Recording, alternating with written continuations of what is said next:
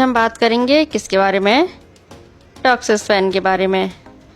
Toxic मतलब जहरीले fan जो खुद की और दूसरों की ज़िंदगी में जहर भर देते हैं।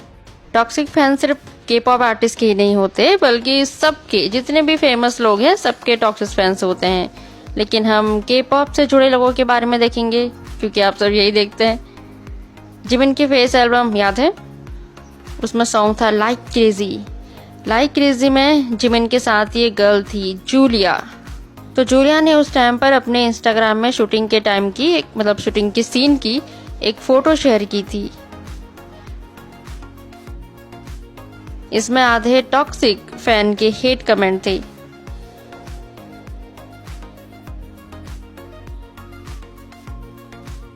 और आधे वो समझदार फैंस के कमेंट थे जो टॉक्सिक फैन की वजह से माफी मांग रहे थे। बहुत सारे हेट कमेंट पता नहीं जूलिया ने खुद ने डिलीट किए या शायद इंस्टाग्राम ने कर दिए, पर उस टाइम पर बहुत हेट इस गर्ल को दिया गया था। किस वजह से? ये जिमिन के साथ एक डांस परफॉर्मेंस में थी। बस हांग सोही को कैसे भूल सकते हैं, जो जेके के साथ 7 सॉन्ग में थी। हांग सोही इंस्टाग्राम पर अपनी कोई भी पिक अपलोड करती, सब में सेम कमेंट, वॉमिटिंग वाली इमोजी, एंग्री इमोजी, 90% कमेंट ऐसे ही थे। स्क्रॉल करते करते आपके हाथ थक जाएंगे, लेकिन ये कमेंट ये खत्म नहीं होंगे, ये ऐसे रहेंगे, इतने ज्यादा। हान सोही को उस वक्त डबल हेट कमेंट मिल रहे थे। मजेदार बात यह है, जून को भी हेट कमेंट दिया जा रहा था, क्योंकि जून और हान सोही एक रिलेशनशिप की न्यूज वायरल हो रही थी। मतलब आप समझो, जेके के कुछ टॉक्सिक फैन, सोलो फैन जो जेके को अपना बॉयफ्रेंड या हस्बैंड मानते हैं, वो हान सोही को हेट कमेंट कर रहे थे जलन की वजह से।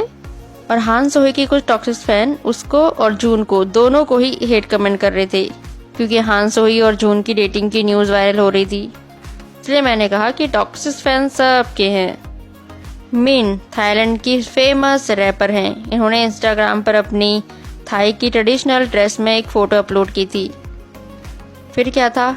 कॉपी लीसा, इस तरह के कमेंट थे।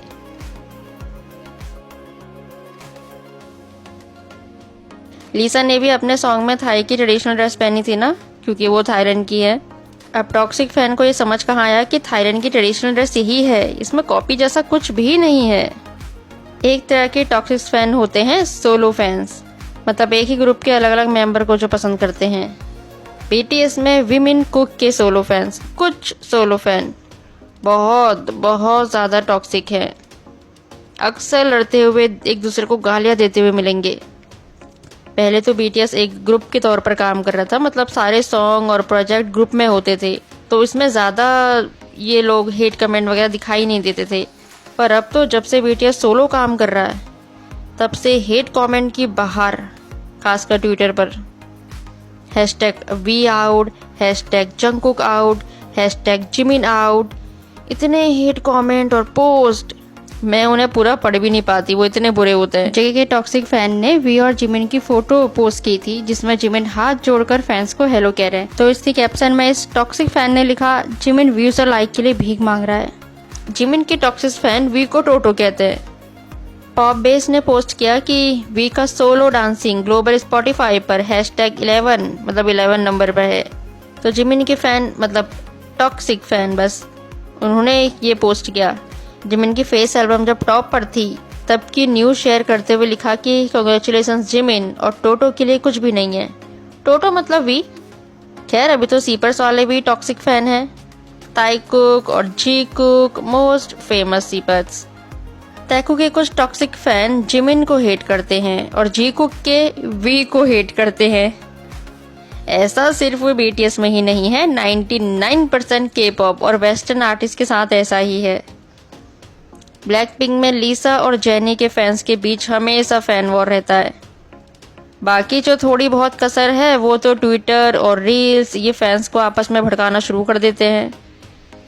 ब्लैक पिंक और ले सेराफिम का कॉन्सर्ट हुआ था, तब दोनों के फैंस का फैन वॉर देखते आप। और ले सेराफिम और न्यू जींस का आपस में कितना फैन वॉर चलता रहता है। फैंस अपने आइडल को तो इंसान समझते हैं, पर सामने वाले आर्टिस्ट को मशीन समझते हैं। जैसे जब अपने फेवरेट आर्टिस्ट से परफॉर्मेंस के समय गलती हो जाए तो उसे क्यूट मिस्टेक कहते हैं। आपने बहुत सी क्यूट फनी मिस्टेक की वीडियोस देखी होंगी।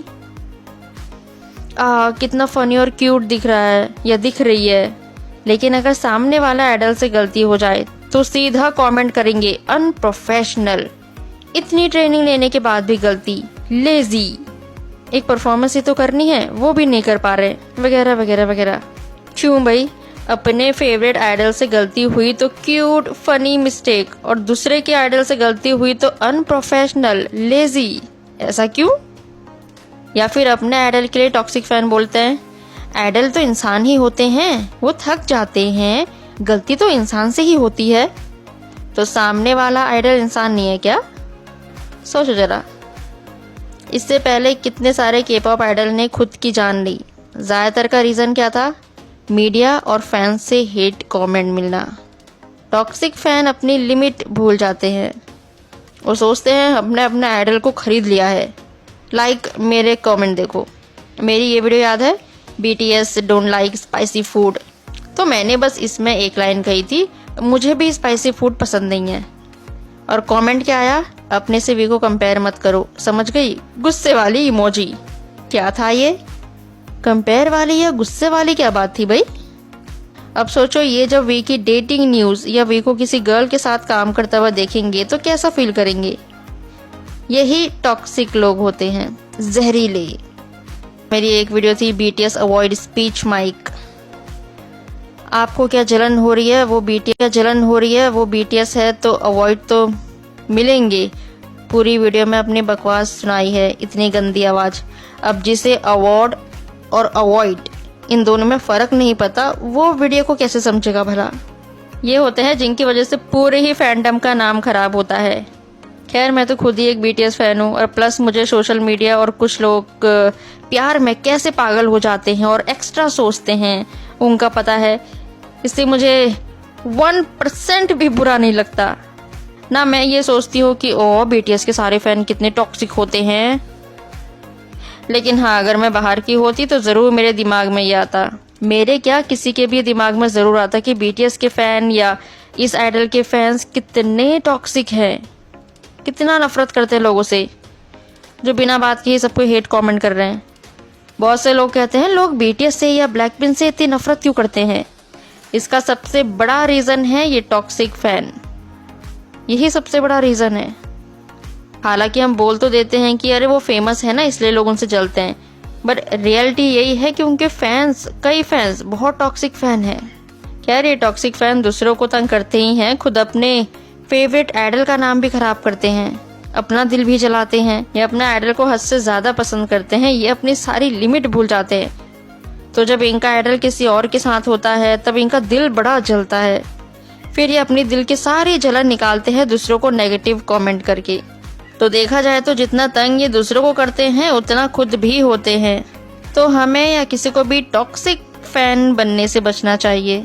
इससे सिर्फ नुकसान ही होता है, अपना भी, हमारे आइडल का भी और दूसरों का भी। पर मैं शुक्रगुजार हूँ कि हमारे चैनल पे 99% लोग प्यारे और समझदार हैं। अच्छा, कुछ फैंस कहते हैं पहले उनके फैंस ने हेट कमेंट किया था, हमने तो बस रिप्लाई किया। हाँ, रिप्लाई करना ठीक है, पर रिप्लाई भी समझदारी के साथ, अच्छे शब्दों के साथ किया जाना चाहिए। ऐसे बोलो कि सामने वाला उसका जवाब फिर दे ही ना पाए। सामने वाला अगर गवार या बदतमीज़ हो तो हम उसके लिए अपनी तमीज़दारी क्यों खोए, है ना? अब देखना, आज की वीडियो में भी कमेंट आएंगे, हम हेट कमेंट कर रहे हैं इससे तुम्हें क्या है, या फिर हमारा फैंडम अच्छा है, हमारे उसमें किसी को हेट कमेंट नहीं करते। नहीं करते हैं, करते हैं। इस पूरी दुनिया में ऐसा कोई आर्टिस्ट नहीं है जिसके पास ऐसे टॉक्सिक फैन ना हो, जो हेट कमेंट ना करते हो। किसी में कम होंगे, किसी में ज़्यादा होंगे, पर होंगे सबके। एनीवे, तुम सब तो अच्छे लोग हो, बहुत समझदार और प्यारे। और अच्छे फैंस बने, किसी को हेट कमेंट ना करे, किसी से जले नहीं। फिर मिलते हैं, take care, see you again.